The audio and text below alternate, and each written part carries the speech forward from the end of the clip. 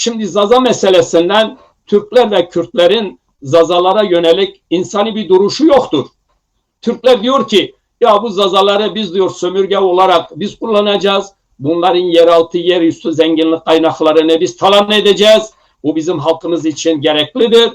Kürtler de diyor ki ya biz Kürt evlerini kurarsak burası bizim sömürgemiz olsun. Emin olun ki Türklerle Kürtlerin bakış açıları Zazalardan hiçbir fark yok. Kürtler şunu diyor, yani ileriye sürdükleri ciddi bir tezleri, samimi bir görüşleri yok. Diyorlar ki ya Kürtler ezilen bir halk nasıl da olur başka bir halka ezer. Şimdi ben görmüyor muyum? Evet, yani Türkler eziyor, egemen güç doğrudur. Ama egemen olmayan, silahı gücü olan, örgütü partisi olan toplumlar da kendisinden zayıf olan toplumları sömürüyor. Baskıya alıyor, asimilasyon yapıyor. Bunu da Kürtler bal gibi yapıyorlar. Yani bunu diyor ki nasıl asimilasyon yapıyorsunuz? Nasıl bize böyle diyorsunuz? Ya kardeşim siz daha devlet olmadan Zazaların demokratik, akademik haklarına sahip çıkarsanız Zaza'nın partisine karşısın, Zaza'nın derneğine karşısın, Zaza'nın yazarına karşısın, Zaza'nın şairine karşısın. Vallahi Kürdistanlılar da aynı Türkler gibi bir sömürgeci kompleksi içinde. Yani arada fark yoktur.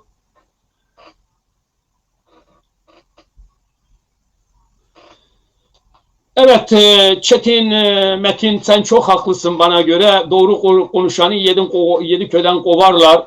Ama biz 9. köyde bizim köyümüzdür. Zazakistan bizim ülkemizdir. Aynen doğrudur, katılıyorum. Bizim fikirlerimizden korkarlar, sansür uyguluyorlar. Onu onlara sor. Evet. Şimdi Türkler sömürgeci, Türkler Zaza düşmanı. Bu işin bir boyutu. Bu benim söylediklerim Türkler tarafından, Türklerle işbirliğinde olan bir takım Zaza birlikçileri, onlar da bana karşı. Aman diyor sen Türklere laf söyleme diyor. Aynı şekilde Kürtlere hizmet eden, Zaza kökenli olup Kürtlere hizmet edenler diyor ki ya diyor boş verin diyor siz bizi ötekileştirmeyin, siz de öteleşmeyin. Ne olacak diyor. Ya ne güzel diyor biz Kürdistan'ı kuracağız. Bizim içimizde olun, bizim kölemiz olun. Bunların da söylemleri budur. Şimdi ben de burada söylüyorum. Kardeşim diyorum senin için diyorum nasıl Kürtlük davası kutsalsa Zaza halkı içinde Zazakistan, Zazacılık, Zaza dili, kültürü, tarihi o kadar kutsaldır. Senin kutsalın seninki olsun. Bizim kutsalımız da bizimki olsun. Adamlar buna da razı gelmiyor kardeşim. Yani işin aksi yani kendi kutsalını öne çekerken bizim kutsallarımızı, bizim değerlerimizi, bizim tarihimizi üstünü çizmeye çalışıyor.